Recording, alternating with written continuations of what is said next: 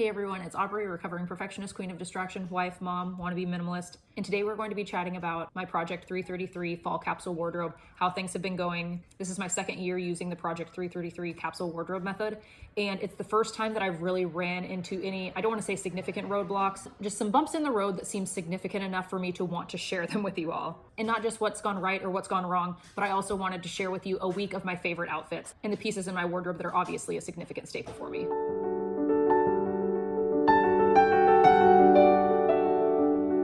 So as far as the pieces go that have worked really well for me, my favorite jeans and my pullover sweaters, I really don't know how many times in a week I wear this thing, probably at least 2. And the same thing most likely goes for the same sweater that I have in a golden color. And then just my basic layering tees with my 2 cardigans that I have. The color palette that I did choose has been working really well. There are a few pieces that I didn't really feel were working well. My color palette is really just like this over here, rusts, golds, a lot of neutrals and greens, aside from my jeans, but I mean, do jeans really count as a color? And then when it comes to the versatility of my wardrobe, I do feel that for my life, it works for the day-to-day living that I do. I don't really live a life where I need to consider taking my wardrobe from day to night or from casual to formal. Like, my life is generally very casual. So in the situation where I do find myself needing to wear something more dressy, like a couple weeks ago, my son and I went to a wedding together and I didn't really have a formal dress that was fall appropriate. I was able to reach out to a friend and I borrowed a dress from her that worked out perfect for the occasion. So even though I didn't have something that worked for the scenario, I was able to make it all work out without having to buy something new. And then one thing I have noticed about the quality of my items, I'm very thankful that I started investing in a higher quality jean.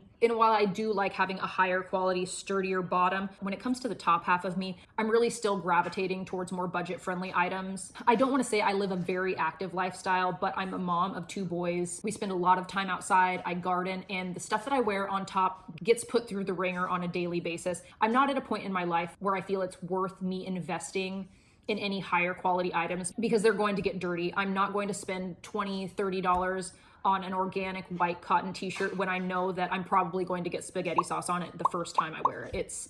It's a trend. The first day I wear a white shirt is the day that I always decide to make spaghetti. I don't know why that's how it happens, but it's a thing. So while I am gravitating towards more budget-friendly shirts, sweaters, and whatnot, I am trying to be mindful about choosing more sustainable fabrics. I'm gravitating towards cottons when it comes to shirts, and if I am going to buy something that, like, this is a polyester blend, I'm being more mindful to buy things secondhand, whether it's from Mercari or ThreadUp, or, I mean, I could say at my local thrift store, but I don't go there.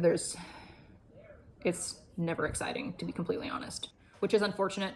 But thankfully, we live in a day and age where we do have access to a lot of secondhand items via the internet. So as far as things that didn't work out, I don't know if any of you recall the Madewell jeans that I really was having a hard time deciding on how to cuff and style them.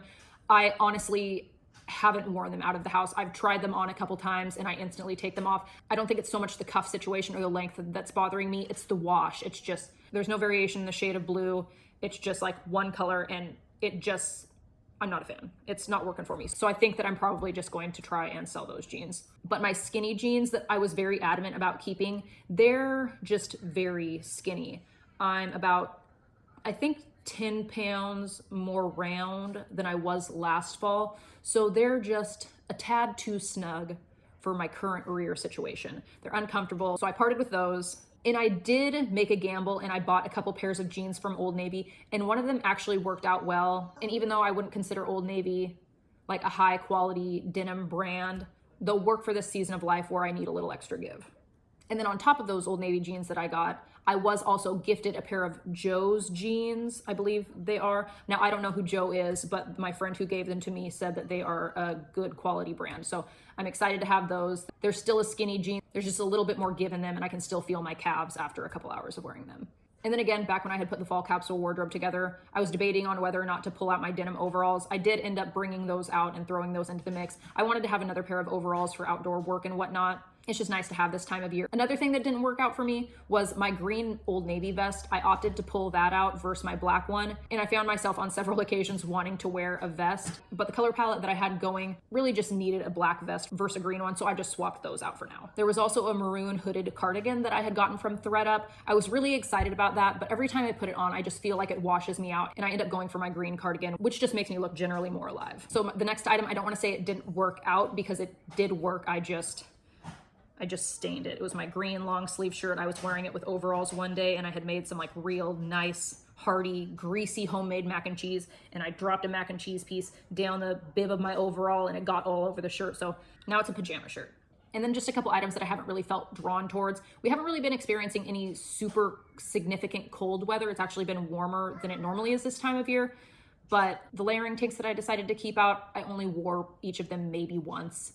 And then for some reason, my long sleeve fitted shirts that I pretty much just lived in last year, I really haven't worn at all. So I don't know if that's something that I'll end up gravitating towards more in winter or what, but time will tell. Oh, and then another thing that didn't work out for me in my wardrobe was my black Vans. They were just kind of grungy and I wanted to have something a little bit fancier. So I swapped those out for these brown flats that I have now.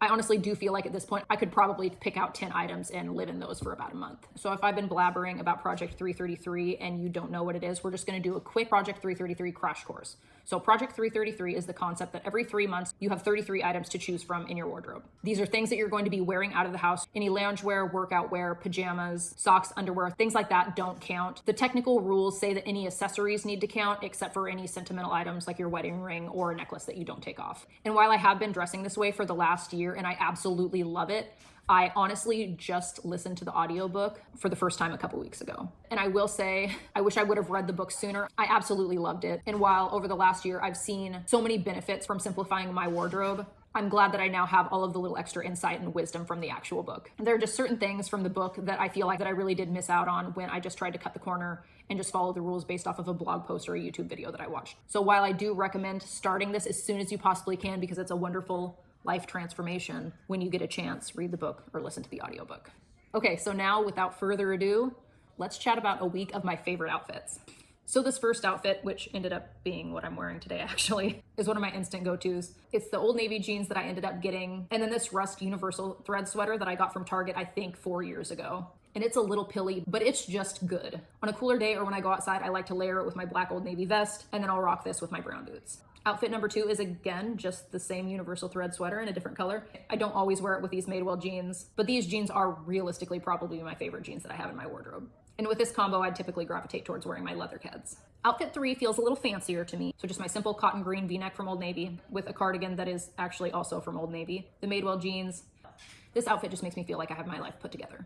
Outfit number 4 is basically the same thing, just with a white tee and the green version of this cardigan. I got this cardigan a couple years ago and loved it so much that I did decide to get it this year in cream. And then this I would wear with my Keds, the brown flats, or probably the boots if I really wanted to.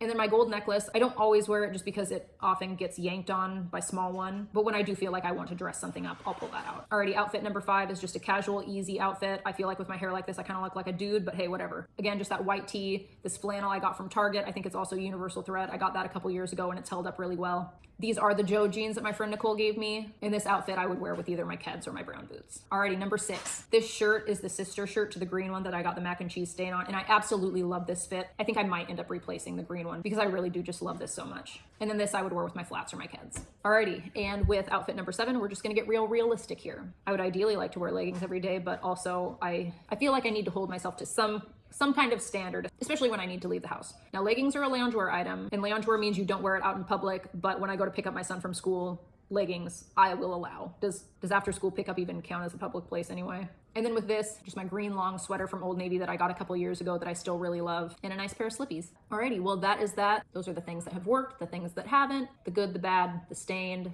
While the bumps in this road have been very small and minimal, I just felt like I did want to share my experiences with you to show that with this, even when things do go south, you can still tweak it. You're not locked into the 33 items that you choose for the season. And that is one thing that I did learn by actually reading the book, is that Courtney Carver, the author, does really give the permission to allow yourself to be flexible and accommodate your own personal needs if you face any challenges doing the Project 333. So it doesn't have to be scary. I think a lot of people are really intimidated by it, but I really think that these are just simple guidelines that you can at least try to live by. And even if you can't get yourself to 33 items and you are at 55 items, that's still something. I mean, even if you're at 105 items and you were at 300, that's something. And I really just strongly believe that living with a smaller, more simplified wardrobe has streamlined my life in so many ways. It's made me less stressed. I feel like I've really finally come into my style because I have to genuinely acknowledge which things I actually like and which things I don't. And that's just a beautiful thing. So that is all for real. Thank you for taking time out of your day to hang out with me for a little bit. I hope to see you next time. As always, I love you, have fun, and be kind.